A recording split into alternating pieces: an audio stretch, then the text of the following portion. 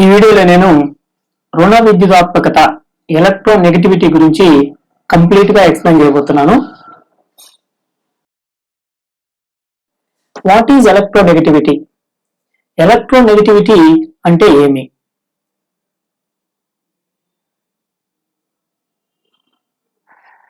The tendency to attract bonded or shared pair of electrons by an atom in covalent bonded molecule is called electronegativity. అంటే the tendency to attract bonded or shared pair of electrons అంటే shared pair of electrons ని తన వైపుకు attract చేసుకునే nature ని electronegativity అంటారు. ఉదాహరణకి ఇక్కడ AB అనే ఒక మాలిక్యూల్ ఉందనుకుందాం. ఈ మాలిక్యూల్ లో A కి B కి మధ్య ఒక పేర్ ఆఫ్ ఎలక్ట్రాన్స్ ఈక్వల్ గా షేర్ చేసుకోబడి ఉన్నాయి. ఒకవేళ if A is more electronegativity, A కానీ ఎక్కువ ఎలక్ట్రోనెగటివిటీ ఉంటే ఈ బాండ్ లో షేర్ చేసుకోబడిన ఎలక్ట్రాన్ల పేర్ ని ఏ తన వైపు ఎక్కువగా అట్రాక్ట్ చేస్తుంది. కాబట్టి ఏ పైన డెల్టా మైనస్, బి పైన డెల్టా ప్లస్ వస్తాయి. డెల్టా అని చదవాలి దీన్ని. Partial negative charge, partially negative charge. అదేవిధంగానే if B is more electronegativity, B కానీ ఎక్కువ ఎలక్ట్రోనెగటివిటీ ఉంటే అంటే ఎలక్ట్రాన్లను ఆకర్షించే స్వభావం, అట్రాక్ట్ చేసే నేచర్ బి కానీ ఎక్కువగా ఉంటే అప్పుడు ఈ రెండు ఎలక్ట్రాన్లు బికి దగ్గరగా జరుగుతాయి. కాబట్టి బి మీద పాక్షిక రుణావేశం, partially negative charge, and A పైన పార్షియలీ పాజిటివ్ చార్జ్ వస్తుందన్నమాట. ఈ విధంగా ఒకే మాలిక్యూల్ లో పాజిటివ్ నెగటివ్ చార్జెస్ ఉంటే దాన్ని పోలార్ మాలిక్యూల్ అంటారు. ఈ సందర్భంగా delta EN electronegativity difference, A కి బి కి మధ్య electronegativity difference not equal to zero. Equal to zero అయితే ఈ రెండింటికి సమానంగా ఎలక్ట్రో నెగటివిటీస్ ఉంటే ఈ ఎలక్ట్రాన్ పేర్ అనేది ఎటువైపుకి అట్రాక్ట్ చేయబడదు, అది పోలార్ మాలిక్యూల్ అవుతుంది. ఉదాహరణకి B dash B, since there is no electronegativity difference it is non polar.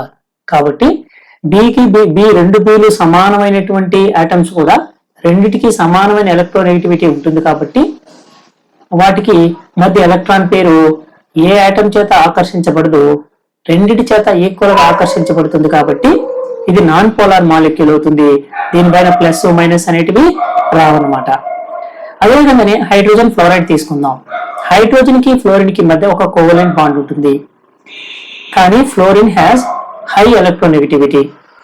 అందువల్ల ఈ కోవలెంట్ బాండ్ లో షేర్ చేసుకోబడిన ఎలక్ట్రాన్ పేర్ ని ఫ్లోరిన్ ఎక్కువగా తన వైపుకి ఆకర్షిస్తుంది. ఈ విధంగా ఫ్లోరిన్ ఎక్కువగా అట్రాక్ట్ చేయడం వల్ల ఫ్లోరిన్ మీద పార్షియలీ నెగటివ్ ఛార్జ్ వస్తుంది.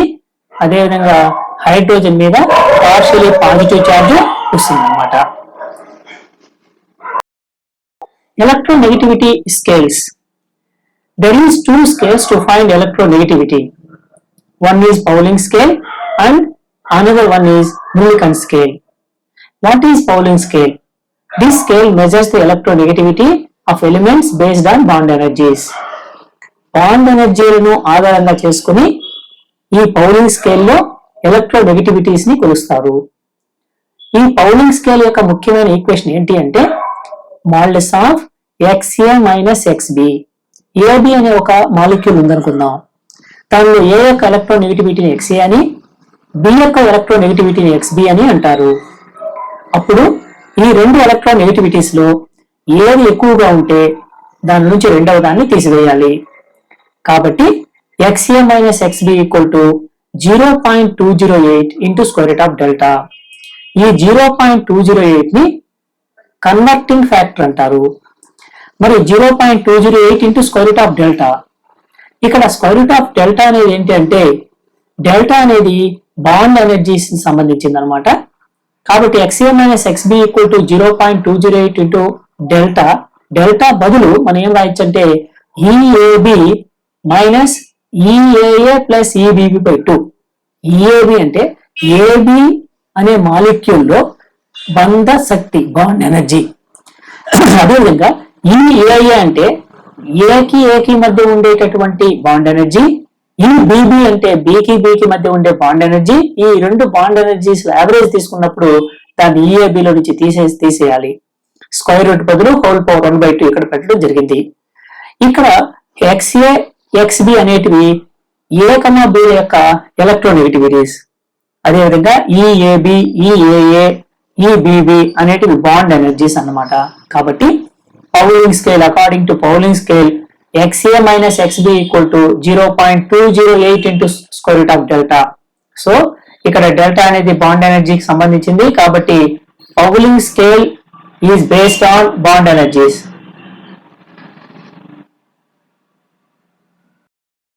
According to Pauling scale, the electronegativity of fluorine is equal to 4.0.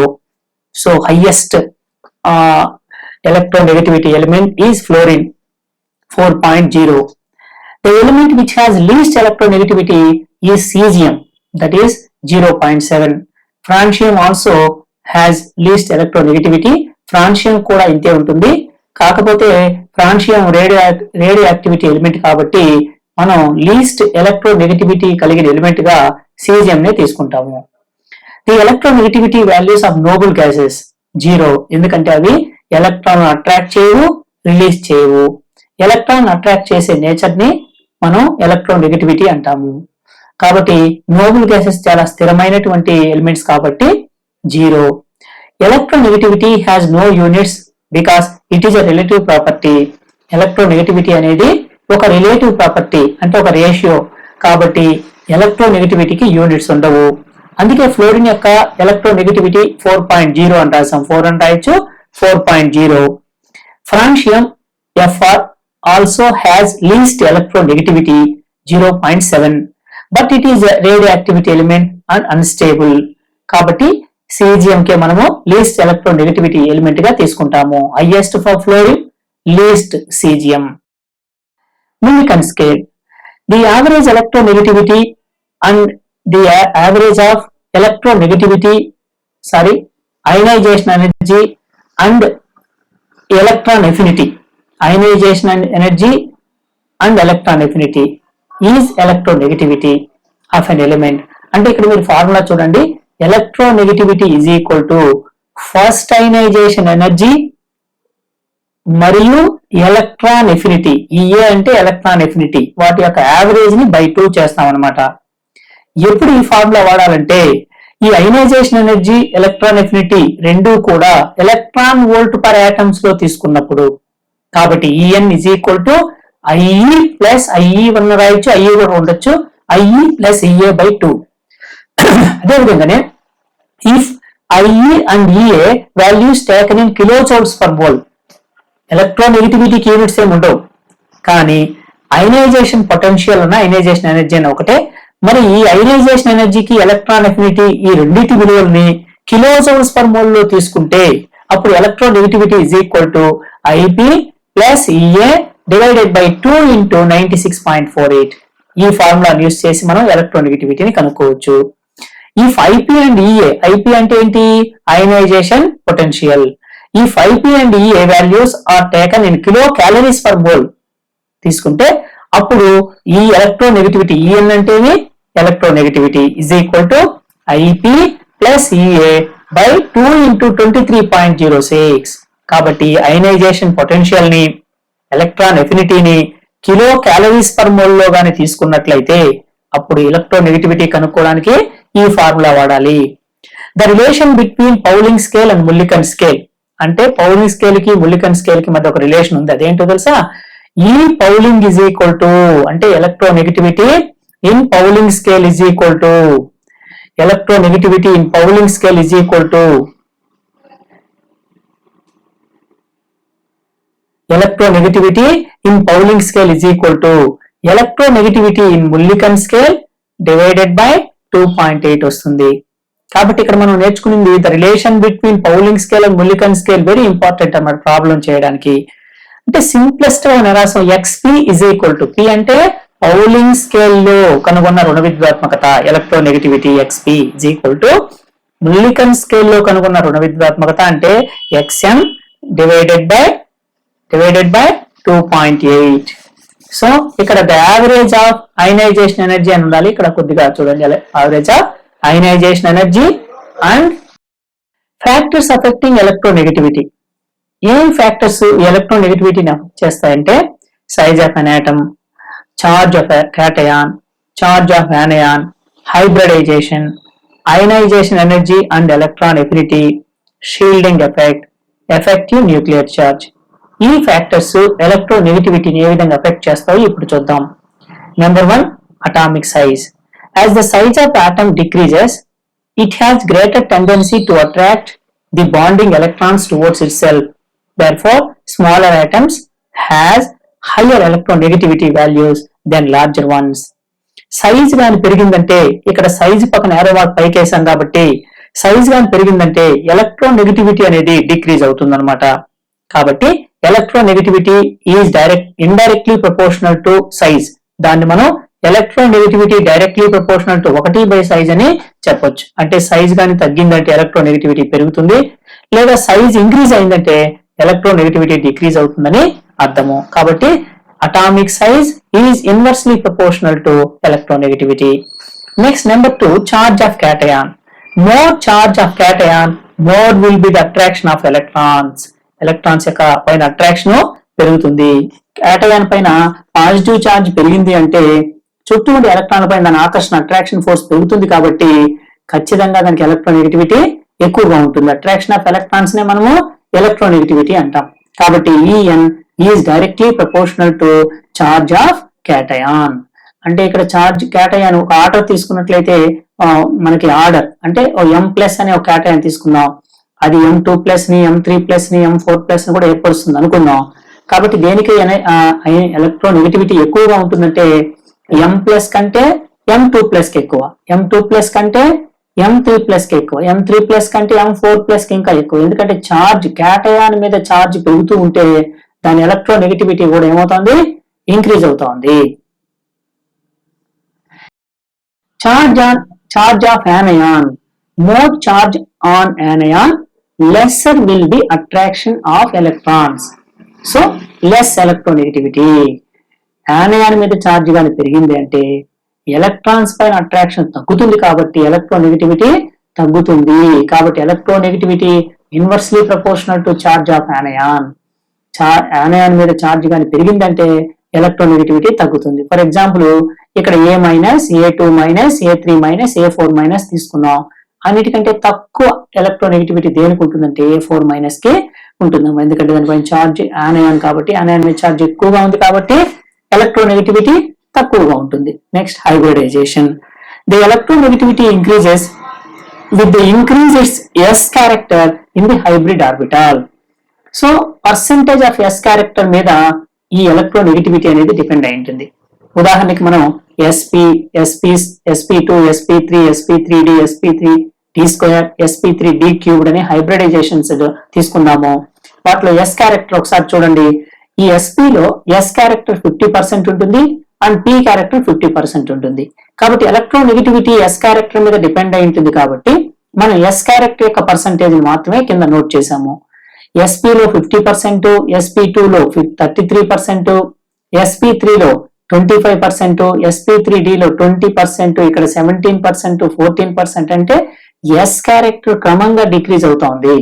So gradual గా డిక్రీజ్ అవుతా ఉంది కాబట్టి ఈ అయానిక్ క్యారెక్టర్ కూడా ఎలక్ట్రోనెగటివిటీ క్యారెక్టర్ కూడా క్రమంగా డిక్రీజ్ అవుతుంది. సో sp కి అన్నిటికంటే ఎక్కువ ఎలక్ట్రోనెగటివిటీ ఉంటుంది.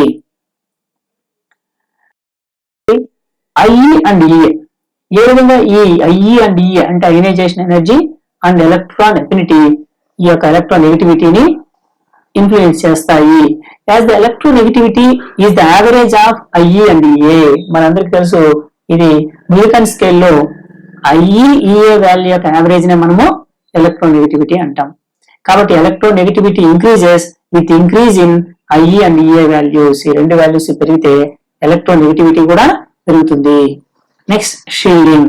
As the shielding increase, attraction increase, so En also increase. Shielding effect కానీ పెరిగింది అంటే షీల్డింగ్ ఎఫెక్ట్ ఎలక్ట్రోనెగటివిటీకి డైరెక్ట్లీ ప్రపోర్షనల్ గా ఉంటుంది. కాబట్టి గుర్తుపెట్టుకోండి. Next, effective nuclear charge. En values increases with increase in effective nuclear charge. కాబట్టి ఎఫెక్టివ్ న్యూక్లియర్ చార్జ్ పెరిగితే electronegativity కూడా ఇంక్రీజ్ అవుతుంది. ఇంతవరకు మనం ఎలక్ట్రోనెగటివిటీని ఇన్ఫ్లుయెన్సింగ్ ఫ్యాక్టర్స్ నేర్చుకున్నాం. ఇప్పుడు అప్లికేషన్స్ ఆఫ్ ఎలక్ట్రోనెగటివిటీ చూద్దాం. నెంబర్ 1 ఏంటంటే నామన్క్లేచర్ ఆఫ్ ఇనార్గానిక్ కాంపౌండ్స్ యొక్క పేర్లు పెట్టడానికి ఈ ఎలక్ట్రోనెగటివిటీ అనేది యూజ్ అవుతుంది అనమాట. Cation naming is done first and then anion naming is done. ఏదైనా కాంపౌండ్ లో ఫస్ట్ క్యాటయాన్ యొక్క నేమ్ రాస్తారు, తర్వాత యానయాన్ ను రాస్తారు అనమాట. ఉదాహరణకి హైడ్రోజన్ క్లోరైడ్ తీసుకుంటే chlorine has more electronegativity than hydrogen. That's why chlorine has positive negative charge and hydrogen has partially positive charge. Hydrogen కి ఎంత ఉంది 2.1 electronegativity, chlorine కి 3.0. So hydrogen chloride. సో ఇక్కడ ఫస్ట్ క్యాటయాన్ అనేది హైడ్రోజన్ కాబట్టి hydrogen పేరు first వచ్చింది, chlorine పేరు నెక్స్ట్ వచ్చింది. అదే విధంగా సోడియం ఆక్సైడ్, అల్యూమినియం సల్ఫేట్. అదే ఇక్కడ OF2 oxygen fluoride, oxygen difluoride తీసుకుంటే ఇక్కడ ఆక్సిజన్ కంటే ఫ్లోరిన్ కి హైయెస్ట్ ఎలక్ట్రోనెగటివిటీ ఉంటుంది కాబట్టి దాని మీద పార్షియలీ నెగిటివ్ ఛార్జ్ ఉంటుంది, ఆక్సిజన్ మీద పార్షియలీ పాజిటివ్ ఛార్జ్ ఉంటుంది. అందుకని మనం ఏం చెప్తాం అంటే ఆక్సిజన్ ఫ్లోరైడ్. కాబట్టి ఆక్సిజన్ ఫ్లోరిన్లలో ఆక్సిజన్ క్యాటయాన్ గా ఉంటుంది కాబట్టి క్యాటయాన్ యొక్క నేమ్ ని ఫస్ట్ రాయాలి, ఆక్సిజన్ ఫ్లోరైడ్ అని రాసామన్నమాట. సో కాంపౌండ్స్ యొక్క నేమ్ రాయడానికి ఈ electronegativity. Second, ionic and covalent character of compounds. ఒక కాంపౌండ్ యొక్క అయానిక్ క్యారెక్టర్ ని, కోవలెంట్ క్యారెక్టర్ ని నిర్ణయించడానికి కూడా ఈ ఎలక్ట్రోనెగటివిటీ యూజ్ అవుతుంది. For example delta EN. ఏం డెల్టా ఈఎన్ అంటే ఎలక్ట్రోనెగటివిటీ డిఫరెన్స్ 2.1 గా ఉంటే అయానిక్ క్యారెక్టర్ 50% ఉంటుంది, కోవలెంట్ క్యారెక్టర్ కూడా 50% ఉంటుంది.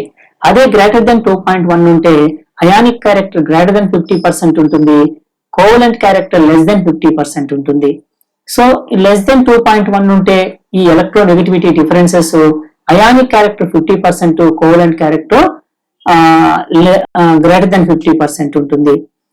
మరి ఇప్పుడు నెక్స్ట్ మనం మరి ఏ విధంగా finding ionic character in a bond, ఏ విధంగా ఒక అయానిక్ క్యారెక్టర్ ని కనుక్కోవచ్చు. Covalent character in ionic bond దాన్ని ఫజాన్స్ రూల్ తెలియజేస్తాయి. మరి ionic character and covalent bond ఎవరు తెలియజేస్తారంటే ఎలక్ట్రోనెగటివిటీ తెలియజేస్తుంది. Percentage of ionic character is equal to 16 into delta En plus 3.5 into delta En whole square. ఈ formula సహాయంతో మనం ఏదైనా ఒక బాండ్ లో అయానిక్ క్యారెక్టర్ కనుక్కోవచ్చు, పర్సెంటేజ్ ఆఫ్ అయానిక్ క్యారెక్టర్. ఉదాహరణకి HCl తీసుకుందాం. Hydrogen electronegativity 2.1, chlorine electronegativity 3.0. So electronegativity difference 0.9. Percentage of ionic character is equal to 16 into 0.9 plus 3.5 into 0.9 whole square. So దీని చేసినట్టు 17.23 వచ్చింది. This is approximately equal to 17%. కాబట్టి covalent character 83% ఉంది. కాబట్టి HCl hydrogen chloride లో covalent character ఎక్కువగా ఉంటుందని మనం చెప్పొచ్చు. Compare bond strength of A compound. Bond strength అనేది ఎలక్ట్రోనెగటివిటీ డిఫరెన్స్ కి డైరెక్ట్లీ ప్రపోర్షనల్ గా ఉంటుంది. అంటే ఎలక్ట్రోనెగటివిటీ డిఫరెన్స్ ఎక్కువగా ఉంటే బాండ్ స్ట్రెంగ్త్ కూడా ఎక్కువగా ఉంటుంది. కార్బన్ కి ఫ్లోరిన్ కి మధ్య బాండ్ చూసినట్లయితే కార్బన్ 2.5 ఎలక్ట్రోనెగటివిటీ, ఫ్లోరిన్ 4.0. ఇలా ముందుకెళ్ళినట్లయితే కార్బన్ కి అయోడిన్ కి మధ్య ఎలక్ట్రోనెగటివిటీ డిఫరెన్స్ తక్కువగా ఉంటుంది. కాబట్టి ఇక్కడ తీసుకున్నటువంటి ఎగ్జాంపుల్ లో కార్బన్ కి ఫ్లోరిన్ కి మధ్య ఎలక్ట్రోనెగటివిటీ డిఫరెన్స్ ఎక్కువగా ఉంది కాబట్టి దాని యొక్క బాండ్ స్ట్రెంగ్త్ మిగిలిన వాటితో పోలిస్తే ఎక్కువగా ఉంటుంది. Electronegativity trends. In periods, atomic size decreases from left to right. In period, electronegativity increases in periods. So in periods, as atomic size decreases from left to right, in period, atomic size ఎడమ నుంచి కుడికి వెళ్ళే కొద్ది period లో ఏమవుతుంది, decrease అవుతుంది. కాబట్టి electronegativity ఏమవుతుందంటే ఇంక్రీజ్ అవుతుంది. గ్రూప్ లో as atomic size increases from top to bottom, అంటే ఒక గ్రూప్ లో పై నుండి క్రిందికి వచ్చేసరికి అటామిక్ సైజ్ అనేది ఇంక్రీజ్ అవుతుంది కాబట్టి ఎలక్ట్రోనెగటివిటీ డిక్రీజెస్ ఇన్ గ్రూప్స్. కాబట్టి ఎలక్ట్రోనెగటివిటీ పీరియడ్ లో ఏమవుతుంది, ఇంక్రీజ్ అవుతుంది, గ్రూప్ లో డిక్రీజ్ అవుతుంది. నెక్స్ట్ ఇక్కడ ఈ టేబుల్ లో మనం చూసినట్లయితే electronegativity values down the group. అంటే మనం ఒక గ్రూప్ 1 తీసుకున్నాం, lithium, sodium, potassium, rubidium, caesium తీసుకున్నాం. ఎలక్ట్రోనెగటివిటీ వాల్యూస్ ఒకసారి గమనించండి. 1.0, 0.9, 0.8, 0.7 అంటే క్రమంగా డిక్రీజ్ అయింది. అంటే గ్రూప్ లో ఏమవుతుంది, ఎలక్ట్రోనెగటివిటీ డిక్రీజ్ అవుతుంది. అదేవిధంగా ఈ halogens fluorine, chlorine, bromine, iodine, astatine highest electronegativity values కలిగి ఉంటాయి. 4.0, క్లోరిన్ 3.0, 2.8, 2.5, 2.2. సో క్రమంగా గ్రాడ్యువల్ గా ఈ గ్రూప్ లో డిక్రీజ్ అవుతా ఉంది. కాబట్టి గ్రూప్ లో ఎలక్ట్రోనెగటివిటీ క్రమంగా డిక్రీజ్ అవుతుంది. And period lithium to fluorine తీసుకుంటే లిథియం 1.0, ఫ్లోరిన్ 4.0 అంటే ఏమవుతుంది, ఈ పీరియడ్ ఒకవేళ నియర్మిట్స్ రాసినా కానీ పీరియడ్ లో ఎలక్ట్రోనెగటివిటీ క్రమంగా ఇంక్రీజ్ అవుతుంది. It increases from left to right. Thank you so much.